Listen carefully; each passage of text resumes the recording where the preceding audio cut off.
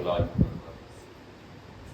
الحمد لله نحمده ونستعينه ونستغفره ونعوذ بالله من شرور أنفسنا ومن سيئات أعمالنا. من يهده الله فلا مضل له ومن يضلل فلا هادي له. وأشهد أن لا إله إلا الله وحده لا شريك له وأشهد أن محمدا عبده ورسوله. أما بعد يا أيها الناس اتقوا ربكم الذي خلقكم من نفس واحدة وخلق منها زوجها وبث منهما رجالا كثيرا ونساء واتقوا الله الذي تساءلون به والأرحام إن الله كان عليكم رقيبا. يا أيها الذين آمنوا اتقوا الله حق تقاته ولا تموتن إلا وأنتم مسلمون.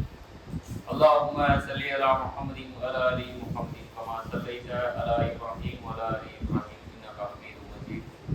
اللهم بارك على محمد وعلى آل محمد كما باركت على إبراهيم وعلى آل إبراهيم إنك حميد مجيد. கணியத்திற்குரிய சகோதர சகோதரிகளே, அல்லாஹ்வின் நல்லடியார்களே, நம் மீது கடமையாக்கப்பட்டுள்ள ஜும்மாவிலும் இந்த வணக்கத்தை அதனுடைய ஆரம்ப நேரத்தில் அமர்ந்து முழு நன்மையும் பெற வேண்டும் என்ற நியத்தோடு இங்கு வந்திருக்கக்கூடிய நம் அனைவர் மீதும் அந்த ஏக இறைவனின் சாந்தியும் சமாதானமும் கருணையும் அருளும் உண்டாகட்டுமாக என்று பிரார்த்தித்தவனாக என்னுடைய இந்த ஜும்மா உரையை ஆரம்பம் செய்கின்றேன். கணியத்துக்குரிய அல்லாஹ்வின் நல்லடியார்களே, நாம இன்றைக்கு பார்க்கவிருக்கக்கூடிய தலைப்பு இஸ்லாத்தின் பார்வையில் கடன் என்ற தலைப்பில் இன்ஷா அல்லாஹ் நாம பார்க்க இருக்கின்றோம். முதலில் கடன் என்றால் என்ன என்ற விஷயத்தை நாம பார்க்கணும். கடன் என்றால் இந்த உலக விஷயத்தில் பொறுத்தவரை ஒரு பொருளை ஒரு குறிப்பிட்ட காலத்தின் அடிப்படையில் நான் திருப்பி கொடுத்து விடுவேன் என்ற நம்பிக்கையின் அடிப்படையில் ஒருவருக்கு நாம பொருளாகவோ பொருளாதாரமாகவோ ஒருவருக்கு நாம கொடுக்கக்கூடிய ஒரு தொகையோ அல்லது பொருளோ தான் கடன் என்று நாம் இந்த உலக விஷயத்தில் நாம என்ன பண்ணியிருக்கிறோம், நாம கொடுத்து வாங்கக்கூடிய ஒரு விஷயமாக இருக்கிறது.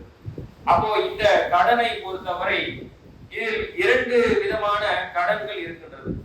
ஒன்று என்ன, ஒருவருக்கு நம்பிக்கையின் அடிப்படையில் எழுதி நான் இந்த காலத்திற்குள் உங்களுக்கு காசு நான் திருப்பி கொடுத்துட்றேன், எனக்கு ஒரு 3 மாத காலம் எனக்கு தவணை கொடுங்க, ஒரு குறிப்பிட்ட ஒரு 50,000 ரூபாய் தொகையை நான் வாங்கிக்கிறேன், ஒரு 6 மாதத்துல நான் உங்களுக்கு திருப்பி கொடுத்துட்றேன் என்று ஒருவரிடம் எழுதுபூர்வமாக நாம வாங்கி கொள்ளக்கூடிய ஒரு கடன்.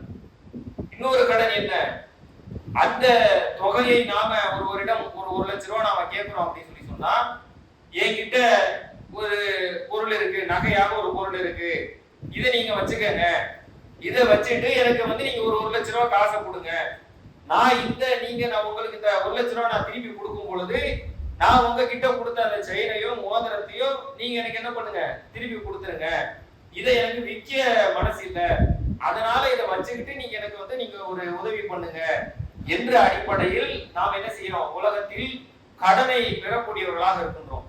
அப்போ இந்த வகையில் நாம கடனை பெற்றுக் கொண்டு இருக்கின்றோம். இது இல்லாமல் மூன்றாவது வகை என்ன, இஸ்லாத்தில் தடுக்கப்பட்ட ஹராமான ஒரு பெரும்பாவமாக இருக்கக்கூடிய ஒரு கடன் என்ன, வட்டிக்கு கடன் வாங்கக்கூடியது. இன்றைக்கு முஸ்லிம் சமுதாயம் என்ன செய்யறாங்க, வங்கியில போய் நின்று கொண்டு housing loan, personal loan, car loan என்று சொல்லி கொண்டு இன்னைக்கு என்ன செய்யறாங்க, வட்டிக்கு கடன் வாங்கக்கூடியவர்களாக இன்னைக்கு இருக்கின்றார்கள். இது என்ன, இஸ்லாத்தில் இது தடை செய்யப்பட்டதாகவும் ஹராமான ஒன்றாகவும் பெரும்பாவமாகவும் சொல்லக்கூடியதா இருக்கின்றது. அப்ப இந்த மூன்றாவது வகை கடனை நாம் என்ன செய்யக்கூடாது, அதற்கு போகக்கூடாது. முதலில் இருக்கக்கூடிய இந்த 2 கடனை மட்டும் நாம பார்க்கலாம். அப்ப இந்த கடனை பொறுத்தவரை இஸ்லாம் என்ன சொல்லுது என்று சொன்னால், கடன் என்பது ஒரு ஹலாலான ஒன்றுதான். இது என்ன செய்யலாம், இஸ்லாத்தில் தடுக்கப்பட்ட ஒன்று கிடையாது, ஹலாலான ஒன்றுதான். அப்ப இந்த கடனை நாம பெறக்கூடியது மூலமாகவும் ஒருவருக்கு கொடுப்பதன் மூலமாகவும் ஏற்படக்கூடிய விஷயங்கள் என்ன, இந்த கடனை ஒருவர் கொடுக்கக்கூடிய நிலையில் அல்லாஹ் ஒருவரை வைத்திருப்பான், ஒரு சிலரை பெறக்கூடிய நிலையில் அல்லாஹ் இந்த துனியாவில் வைத்திருப்பான்.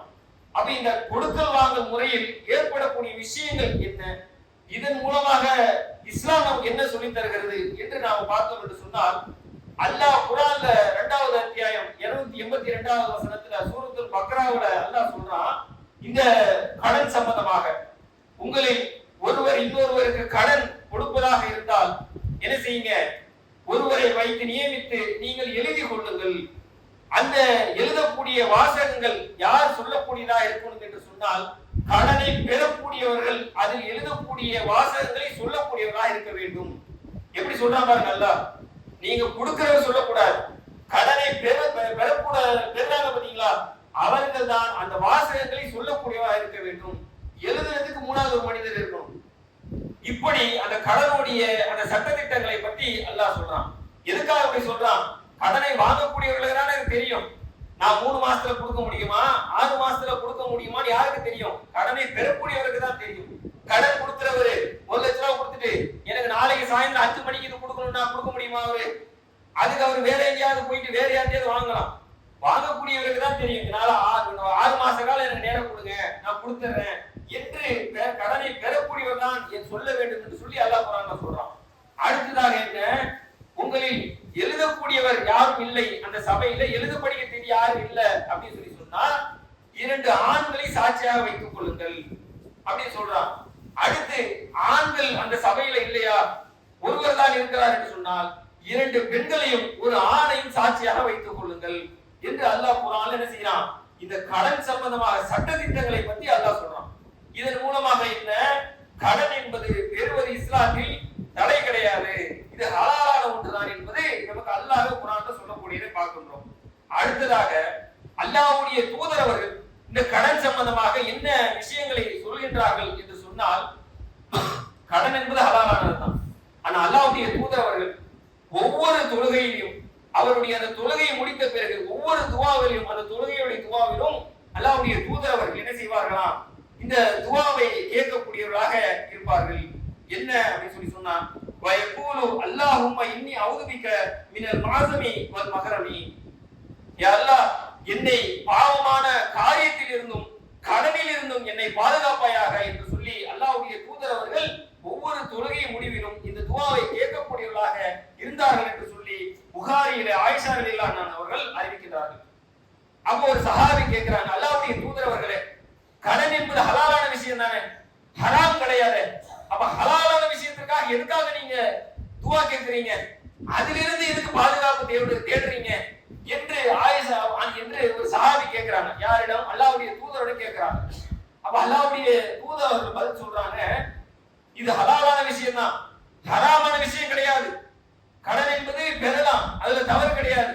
ஆனால் இந்த கடனை பெறுவதன் மூலமாக ஒரு மனிதன் நயவஞ்சக தன்மைக்கு என்ன செய்யறான், ஆளாகின்றான் என்று சொல்கின்றார். என்ன நயவஞ்சகனுடைய தன்மை என்ன? அல்லாஹ்வுடைய தூதர் அவர்கள் சொல்றாங்க, ஒருவர் கடனை பெற்று விட்டார்கள் என்று சொன்னால் அவர் பொய் சொல்ல ஆரம்பித்து விடுகின்றார். முதல் காரணம் சொல்றாங்க. அப்படிதானே இருக்கு, ஒருவர் கடனை வாங்கிட்டார் அப்படின்னு சொல்லி சொன்னா ஒரு 3 மாதத்துல நான் திருப்பி கொடுத்துறேன் ஒருத்தருக்கு வாக்குறுதி கொடுக்கிறார். அப்ப என்ன செய்யறாரு, அந்த 3 மாதத்துல அவரால் கொடுக்க முடியாத நிலையில அந்த மனிதர் என்ன செய்யறார், வீட்டுக்கு வந்து அவர் நிற்கும் பொழுது அவரிடம் பொய் சொல்ல ஆரம்பிக்கிறார்.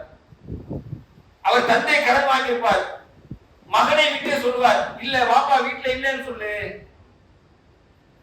அவரே என்ன செய்வாரு, ஒரு போன் பண்ணுவாரு, எங்க இருக்கீங்க பாய், 3 மாசம் ஆயிடுச்சு, இன்னும் காசு கொடுக்காம இருக்கிறீங்களே, நான் கடையில தான் நிக்கிறேன், கடையில ஆள் இல்லையே நீங்க, இல்ல பாய் நான் வெளியூர் வந்திருக்கிறேன், அவர் வீட்டுல தான் இருப்பாரு, இல்ல நான் வெளியூருக்கு ஒரு வேலையா வந்திருக்கிறேன், என்னால இப்ப கொடுக்க முடியாது, நான் வந்து கொடுக்கிறேன், நான் வந்த உடனே உங்களுக்கு நான் போன் பண்றேன் என்று சொல்லி அவர் பொய் சொல்ல ஆரம்பிப்பார். அடுத்து என்ன சொல்றாங்களா, அவருடைய தூதர் அவர்கள் கொடுத்தால் வாக்குறுதியை அவர் மீறுவார் என்று சொல்றாங்க. அப்படிதான் ஆகுது, 3 மாதத்துல என்று சொல்றாங்க. ஆனால் அது கொடுக்க முடியாத நிலைமையில என்ன செய்யறாங்க, 3 மாதத்துக்கு பிறகு அதை வாக்குறுதி மீறக்கூடிய ஒரு நிலை ஏற்படுதா இல்லையா? அப்ப இதை அல்லாஹ்வுடைய தூதர் அவர்கள் சொல்றாங்க. 3வது சொல்றார்கள், அவர்கள் நம்பினால் துரோகம் இழைப்பார்கள். ஒருவர் நம்பி கடன் கொடுக்கிறாங்க, அந்த கடனை அவருக்கு திருப்பி கொடுக்கக்கூடிய அந்த நிலையில் அவர் என்ன செய்கிறார், அவர் ஏமாற்றுவதற்கு கூட அவர் தயங்குவது கிடையாது. இவருடைய கஷ்டமான நிலையில் அவர் கடன் கொடுத்திருப்பார், அவருக்கும் ஏதோ ஒரு கஷ்டமான சூழ்நிலை இருந்திருக்கும். ஆனால் இவருடைய நன்மை, இவருடைய நிலைமையை பார்த்து 5 வேளை தொழுகாளியாக இருக்கிறார், யாருக்குமே எந்த ஒரு துன்பமும் செய்தது கிடையாது, ரொம்ப நல்ல மனுஷன், இவருக்கு நம்ம உதவுவதில் தப்பது கிடையாது என்று சொல்லி அவரை நம்பி இவர் என்ன செய்கிறார், வீட்டில் யாருக்கும் தெரியாமல் ஒரு தொகை எடுத்து கொண்டு கொடுக்கிறார். எதற்காக? இவர் மீது இருக்கக்கூடிய நம்பிக்கையின் காரணமாக வீட்டுக்கு கூட தெரியாம ஒரு தொகையை கொண்டு கொடுக்கிறார். அப்ப எந்த நம்பிக்கையில கொடுக்கிறார்? ஒருத்தர் நல்ல மனுஷன், நம்ம பார்வையில தான் இருக்கக்கூடியவரா இருக்கிறாரு, கண்டிப்பா கொடுத்துறாரு என்ற ஒரு நம்பிக்கையில கொடுப்பார். ஆனால் அதை என்ன செய்கிறார் இவர், அந்த நம்பிக்கையை முறியடிக்கும் விதமாக நம்பினால் அவருக்கு துரோகம் இழைக்கக்கூடியவர்களாக இருக்கிறார் என்று சொல்லி அல்லாஹ்வுடைய தூதர் அவர்கள் புகாரில இந்த விஷயத்தை பதிவிட பார்க்கின்றோம். அப்ப எந்த அளவுக்கு ஒரு கடன் என்பது ஒரு மனிதனை கொண்டு போய் விடக்கூடியதா இருக்கிறது பாருங்க. நயவஞ்சகனுடைய தன்மைக்கு கொண்டு போய் விடக்கூடியதா இருக்கிறதா இல்லையா? அப்போ அல்லாஹ்வுடைய தூதர் சொல்றாங்க, இந்த காரணத்தினால்தான் நான் என்ன செய்வேன், ஒவ்வொரு தொழுகையிலும் இந்த கடனுக்காக நான் இதிலிருந்து பாதுகாப்பு தேடி நான் அல்லாஹ்விடம் நான் பிரார்த்தனை செய்யக்கூடியவனாக இருப்பேன் என்று சொல்லி அல்லாஹ்வுடைய தூதர் அவர்கள் சொல்றாங்க. அப்ப இந்த கடனிலிருந்து நாம் எந்த அளவுக்கு பாதுகாப்பு தேடக்கூடியவா இருக்கணும். இன்றைக்கு பாருங்க, பெரும்பாலான மக்கள் கடனை வாங்குறாங்க. அந்த கடன் ஏற்கக்கூடியதாக இருக்கிறதா என்று சொன்னால் காரணங்கள் பாருங்களேன். வீட்டுல ஏசி வாங்கணும், அதற்காக கடன். ஆடம்பரத்துக்காக கடன். திருமணத்தில் தான் இன்னைக்கு அதிகமான பேர் என்ன செய்யறாங்க, கடன் என்ற ஒரு விஷயத்தில் போய் விடக்கூடியவர்களாக இருக்கின்றார்கள்.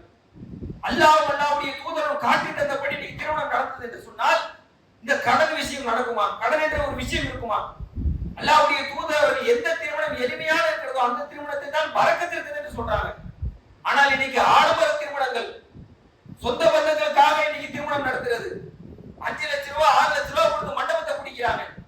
அந்த மண்டபத்துல தான் இன்னைக்கு என் பிள்ளைக்கு திருமணம் நடக்கணும், எதுக்குன்னா அப்பதானே கெத்தா இருக்கும், இங்க சொந்த பந்தங்கள்லாம் எங்களை பார்த்து பெருமைப்படுவாங்க, அவங்க முன்னாடி நாங்க தலை நிமிர்ந்து நடக்கணும்னா இப்படி ஒரு மண்டபத்துல நடத்துறாதான் எங்களுக்கு நாளைக்கு தலை நிமிர்ந்து நடக்க முடியும் என்று போறாங்க.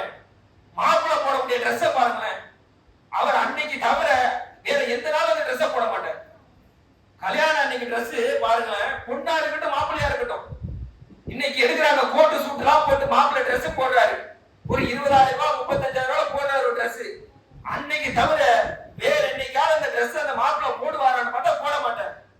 அது அப்படியே பத்திரமா பீரோல தான் இருக்கும். நாளைக்கு ஒரு மௌத்தா போகும்போது அந்த ட்ரெஸ்ஸையும் போட்டுதான் மௌத்தா அந்த குழியில போட்டு அடைக்கணும் போல இருக்கு. அப்படிதான் இன்னைக்கு என்ன இருக்கு, பெரும்பாலான வீட்டில் பெண்களுக்கும் அப்படிதான் 60,000 ரூபாய் 1 லட்சம் ரூபாய் கொடுத்து இன்னைக்கு சேரி வாங்குறாங்க. கல்யாண சேலை, ஸ்டோன் வச்ச சேலை தான் இன்னைக்கு வாங்கணும், எனக்கு இந்த மாதிரி பனாரஸ் சில்க் தான் வாங்கணும், அந்த படத்துல அவங்க போட்டாங்களே அந்த ட்ரெஸ் தான் எனக்கு சேலை தான் வாங்கணும்னு சொல்லி இன்னைக்கு கோடிக்கணக்கில் லட்சக்கணக்கில் போட்டு ட்ரெஸ் வாங்குறாங்க. எதுக்கு? கல்யாணம் ஒரு நாளைக்கு ஒரு நாள் கூத்துக்கு இன்னைக்கு என்ன பண்றாங்க, லட்சக்கணக்கில் செலவு பண்ணி பெற்றோர்கள் என்ன செய்யறாங்க, கடனாளியாக நிக்கிறாங்க. தங்களுடைய பெற்றோருடைய நிலைமையை கூட உணராமல் பிள்ளைகள் என்ன செய்யறாங்க, எனக்கு அது வேணும் எனக்கு இது வேணும் என்று சொல்லி அவர்களை போட்டு வாட்டி வறுக்கக்கூடிய ஒரு நிலைதான் இருக்கிறது. அல்லாஹ்வுடைய தூதர்கள் சொல்லி தந்தபடி நீங்க திருமணம் நடந்தது என்று சொன்னால் இந்த கடன் என்ற ஒரு விஷயம் இருக்குமா? பெரும்பாலான முக்கிய நீங்க எடுத்துக்கங்களேன், யார வேணாலும் கேளுங்க, என்னங்க உங்களுக்கு கடன் இருக்குதா, எதனால கடன் கேட்டு பாருங்களேன். என் மகளுக்கு கடன் இப்பதான் கல்யாணம் ஆச்சு அதனால கடன் ஆச்சு, என் மகனுக்கு இப்பதான் கல்யாணம் ஆச்சு அதனாலதான் கடன் ஆச்சு. 100 பேரை கேட்டோம்னா அதுல 80 பேரு கல்யாண காரணத்தை தான் சொல்லுவாங்க. ஒரு 20 பேர் எடுத்துக்கங்களேன், அது ஒரு 20% என் புள்ள படிப்புக்காக நான் கடன் வாங்கினேன், வீடு கட்டுறோம் அதுக்காக கடன் வாங்கினேன், வீட்டுல வாப்பாக்கு உடம்பு சரியில்லை திடீர்னு கிட்னி ஆபரேஷன் அதுக்காக கடன் வாங்கினேன். ஒரு 20% தான் இந்த மாதிரியான காரணங்கள். 80% எடுத்துக்கிட்டீங்கன்னா இந்த அல்லாஹ்வுடைய தூதர்கள் தடுத்த விதத்தில் திருமணம் நடத்துறாங்க பாத்தீங்களா, இதுல ஆன கடன் தான் 80% இருக்கக்கூடியதா இருக்குது. அப்ப இதை நாம என்ன செய்யணும், இதுல இருந்து நாம பாதுகாப்பு தேடக்கூடியவர்களா இருக்க வேண்டும். இந்த கடன் சம்பந்தமாக எந்த அளவுக்கு அல்லாஹ்வுடைய தூதர் அவர்கள் இன்றைக்கு வலியுறுத்தி இருக்கிறார்கள் என்று சொன்னால், அல்லாஹ்வுடைய தூதர் அவர்கள் அவருடைய காலத்தில் ஒரு ஜனாசா ஒரு மௌத் ஆகிவிட்டது என்று சொன்னால் அந்த மௌத்தில் அல்லாஹ்வுடைய தூதர் 2 கேள்வி கேட்பாங்க. ஒரு ஜனாசாவுக்கு தொழுகை நடத்த வேண்டும் என்று சொன்னால் 2 கேள்வியை கேட்பாங்க. ஒன்று, ஜனாசாவிற்கு கடன் இருக்கிறதா என்று கேட்பாங்க. சபையில் யாரேனும் அந்த ஜனாசாவிற்கு கடன் இருக்கிறது என்று சொல்லிவிட்டார்கள் என்று சொன்னால் அடுத்த கேள்வி, அந்த ஜனாசாவினுடைய கடனுக்கு உங்களில் யாரேனும் பொறுப்பேற்றுக் கொள்வீர்களா என்று கேட்பாங்க. இரண்டாவது கேள்விக்கு யாரும் பதில் தரவில்லை, நாங்கள் யாரும் கடனுக்கு பொறுப்பேற்றுக்க மாட்டோம் என்று சொன்னால் அல்லாஹ்வுடைய தூதர்கள் அந்த ஜனாசாவுக்கு இமாமத் செய்ய மாட்டார்கள், விலகி வந்துடுவாங்க. நீங்க யாராவது தொழுக வச்சுக்கங்க என்று சொல்லி விலகி வரக்கூடியவர்களாக இருப்பார்கள். எதற்காக தெரியுமா? ஸஅத் பின் அபீ வக்காஸ் அவர்கள் அவருடைய அந்த மௌத்தினுடைய பொழுது அவர் என்ன செய்யப்படுறார்? சொர்க்கத்தில் தடுத்து நிறுத்தி வைக்கப்படுகின்றார். அப்போது அந்த அவருடைய அந்த சொத்துக்களை என்ன செய்யறாங்க? அவர்களுடைய அந்த பசங்களுக்கு கொடுப்பதற்கான ஒரு முயற்சி இருக்கும் பொழுது சொல்றாங்க, அவர்கள் அங்கு சொர்க்கத்தில் தடுத்து நிற்க வைக்கப்பட்டிருக்கின்றார். எதற்காக தெரியுமா என்று சொல்லும் பொழுது, அவர் இந்த உலகத்தில் கடன் செய்து மரணித்து விட்டு இருக்கின்றார், அதனால் அவர் சொர்க்கத்தில் தடுத்து நிறுத்தி வைக்கப்பட்டிருக்கிறார் என்று சொல்றாங்க. அப்போது அவர்கள் விசாரிக்கிறாங்க, இவர் ஏதாவது கடன் இருக்கிறா என்று சொல்லி. அப்போ சொல்றாங்க, ஆமா, 300 திரகம் கடனோட ஒரு மரணித்திருக்கிறார். உடனே அந்த சொத்துல என்ன செய்யறாங்க? அவருடைய அந்த கடனை அடைத்து விட்டு மீதி இருக்கக்கூடியதை பிரிக்கக்கூடியதாக இருக்கிறது. உலகத்திலே அப்படிதான். பாப்பா வந்து 30 லட்சம் ரூபாய் சொத்தோடு இன்னைக்கு மரணிச்சினார் அப்படின்னு சொல்லி சொன்னா புள்ள உடனே 30 லட்சம் ரூபாய்க்கும் வாரிசு ஆகிட முடியாது. பாப்பாவுடைய கடனை முதல்ல தீக்கணும். பாப்பா 25 லட்சம் ரூபாய் கடன் வச்சு மௌத்தா இருக்கிறாரா? 25 லட்சம் ரூபாய் கடனை கொடுத்துட்டு தான் அந்த 5 லட்சம் ரூபாய் என்ன செய்யணும்? ஒரு புள்ள பூமியான புள்ளையா இருந்தா, மார்க்கம் தெரிஞ்ச புள்ளையா இருந்தா என்ன செய்யணும்? இப்படிதான் எடுக்கணும். 30 லட்சம் ரூபாய் எனக்குதான், பாப்பா கடன் பண்ணா நான் என்ன பண்ண முடியும்? எங்க பாப்பாட்ட போய் கேட்டுக்க என்று சொல்லி இப்படி வெட்டி விடக்கூடாது.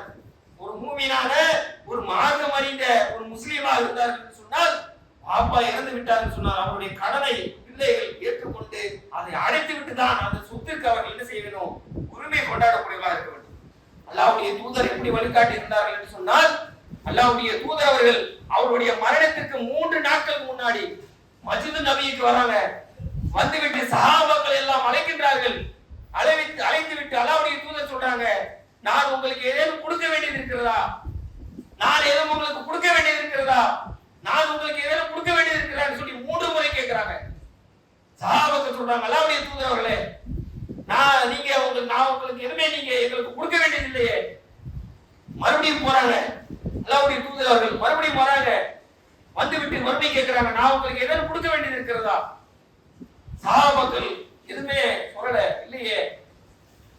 மறுபடியும் 3வது முறை கேட்கிறாங்க. நீங்கள் உங்களில் எப்படி கேட்கிறாங்க அல்லாஹ்வுடைய தூதர் அவர்கள்? கடன் இருந்தா சஹாபாக்கள் சொல்ல மாட்டாங்க. அல்லாஹ்வுடைய தூதரிடம் போயிட்டு நாம போய் கேட்டுட்டு இருக்க முடியுமா? அவர் மீது இருக்கக்கூடிய பாசத்தின் காரணமாக, அன்பின் காரணமாக சஹாபாக்கள் என்ன செய்ய மாட்டாங்க? அவரிடம் கடன் பெற்று இருந்தாலும் சொல்ல மாட்டாங்க. அல்லாஹ்வுடைய தூதர் சொல்றாங்க, நான் என்னிடம் இருந்து நீங்க நான் யாருக்காவது கொடுத்திருந்தேன் அப்படின்னு சொல்லி சொன்னா அதை என்னிடம் திருப்பி கேட்கக்கூடியவர் தான் எனக்கு விருப்பமானவர் என்று சொல்றாங்க. இப்படி ஒரு வார்த்தையை போடுறாங்க அல்லாஹ்வுடைய தூதர் அவர்கள். இப்படி போட்ட உடனே ஒரு சஹாபி சொல்றாங்க, அல்லாஹ்வுடைய தூதர் அவர்களே, ஆமா, நீங்க கடன் வாங்கியிருந்தீங்க, அது மட்டும் தான் நீங்க எனக்கு கொடுக்க வேண்டியது இருக்கு, வேற எதுவும் இல்லை அப்படின்னு சொல்லி உட்கார்றாங்க. அப்ப பாருங்க, சஹாபாக்கள் எந்த அளவுக்கு அல்லாஹ்வுடைய தூதர் மீது அன்பாக இருந்திருந்தார்கள். அல்லாஹ்வுடைய தூதர் அந்த கடனை அடைப்பதில் எந்த அளவுக்கு முனைப்பு காட்டினார்கள். உடனே என்ன செய்யறாங்க? அந்த கடனை அல்லாஹ்வுடைய தூதர் அவர்கள் உடனே அடைத்து விடுகின்றார்கள். அன்றைய தினம் தான் அல்லாஹ்வுடைய தூதரோட மஸ்ஜித் நபிக்கு வந்த கடைசி நாள். அதற்கப்புறம் அல்லாஹ்வுடைய தூதரோட மௌத்தாக்கி விடுகிறார்கள். அவருடைய மௌத்தினுடைய நிறைவு கூட அல்லாஹ்வுடைய தூதர் அவர்கள் அவர்களுடைய அந்த போர் கவசத்தினை என்ன செய்யறாங்க?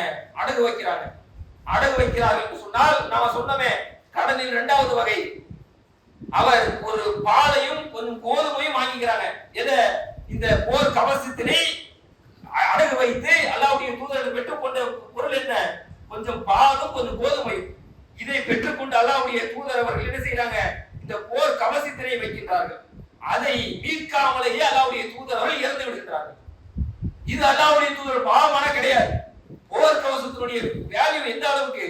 அந்த கோதுமை பாலோ அல்லது அந்த கோதுமையோ அந்த பாலோ அந்த அளவுக்கு கிடையாது. அதை விட அதிகமான ஒரு விஷயத்தை தான் அல்லாஹ்வுடைய தூதர் அவர்கள் வைத்து விட்டு மரணித்திருக்கின்றார்கள். எந்த அளவுக்கு அல்லாஹ்வுடைய தூதர் அவர்கள் இந்த விஷயத்தில் இருந்திருக்கின்றார்கள் என்பதை நாம் சிந்தித்து பார்க்க வேண்டும்.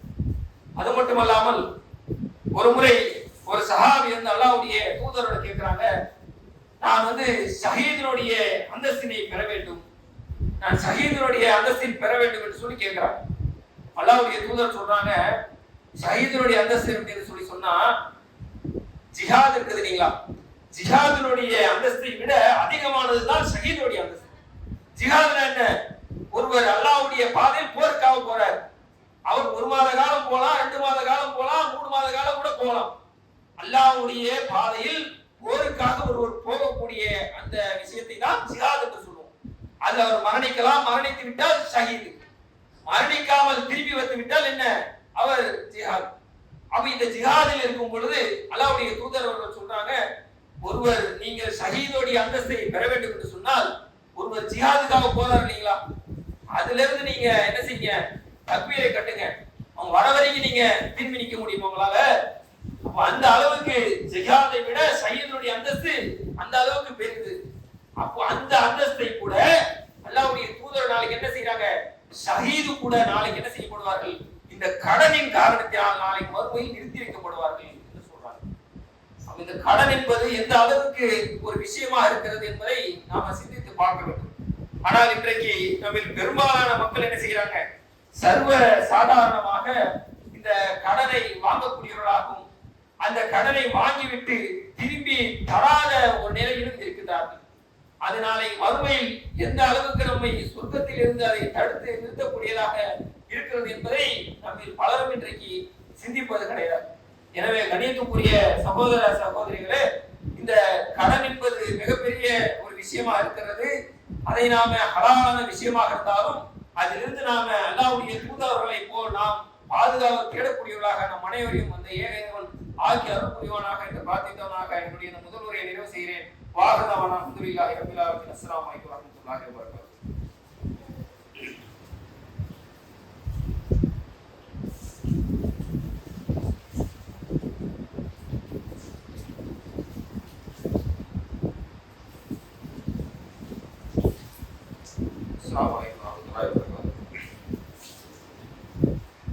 கணியத்துக்குரிய சகோதர சகோதரிகளே, முதல் உரையில் கடன் என்ற தலைப்பில் பல செய்திகளை நாம பார்த்துக்கிறோம்.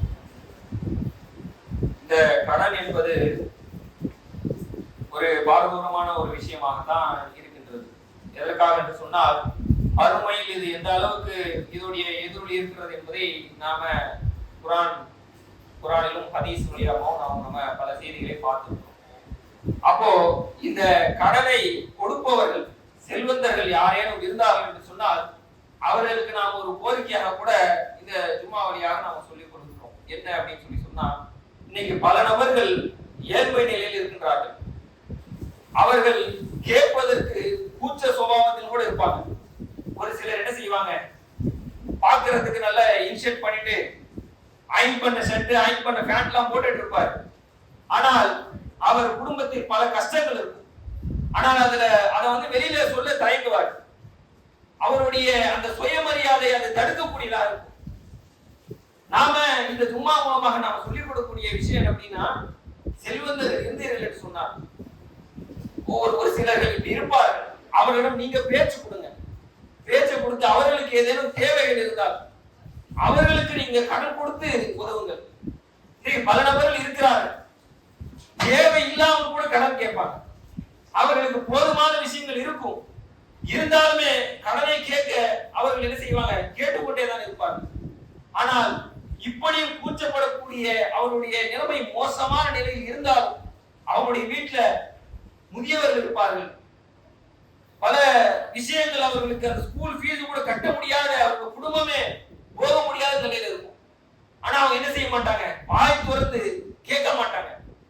சுயமரியாதை அவர்களை தடுக்கக்கூடியதா இருக்கும். அப்படிப்பட்டவர்களுக்கு பள்ளிக்கும் வருவாங்க, சிரிச்சு பேசுவாங்க. ஆனால் அவர்களுக்கு அந்த வாய் வழியாக வந்து எனக்கு ஏதாவது உதவி பண்ணுங்க என்று சொல்ல மாட்டாங்க. அப்படிப்பட்டவர்களுக்கு நீங்க செல்வந்தர்கள் யாரேனும் இருந்தீர்கள் என்று சொன்னால் அவர்களுக்கு பேச்சு கொடுத்து அவர்கள் கூட கொஞ்ச நேரம் பேசினா அவர்களுடைய அந்த நிலைமை தெரியும் பொழுது அவர்களுக்கு நீங்கள் உதவி செய்யுங்க. மறுமையில அல்லாஹ் இதற்கு என்ன செய்வான், உங்களுக்கு அதுக்கு கூலி கொடுக்கக்கூடியவனாக இருப்பான். கடனை கொடுக்கக்கூடியவர்களுக்கு அல்லாஹ் என்ன சொல்றான்? அல்லாஹ்வுடைய தூதர் அவர்கள் கடன் கொடுக்க முடியவில்லை என்று சொன்னால் அதை நீங்க என்ன செய்யுங்க? தள்ளுபடி செய்து விடுங்கள் என்று சொல்றாரா இல்லைங்களா? அப்ப இதனுடைய நன்மை நாளைக்கு மறுமையில அல்லாஹ் கொடுக்குறானா இல்லையா? அப்போ இதன் மூலமாக நாம என்ன செய்ய வேண்டும்? நாம நன்மையை பெறக்கூடியவர்களாக இருக்க வேண்டும். இந்த ஜும்மா உரையை நிறைவு செய்கிறேன். வாஹ்ரதாவானா அல்ஹம்துலில்லாஹி ரப்பில் ஆலமீன். அஸ்ஸலாமு அலைக்கும்.